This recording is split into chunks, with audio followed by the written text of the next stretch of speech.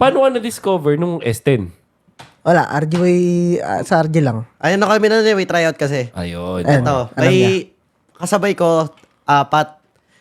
Si isang RG boy, si Zaida, si Outplayed, tsaka si... Sino ba yung isa namin? Hindi, yun lang pala. Tatlo lang. Tapos yung kasama ko sa tryout nung that time, si Curtizy, pati si Raplicia. Yung kampe ko. katapat sa... Ay, hindi. Kasing Kasabay kakampi. namin sa kampe. Tapos, ayun, nakuha kami tatlo, tapos yung phosphor hindi pinalad. Oo. Tapos, naghanap kami ng phosphor, talagang sobrang hirap. Iniisip namin kung si J-Pace mag-stay pa rin siya sa phosphor.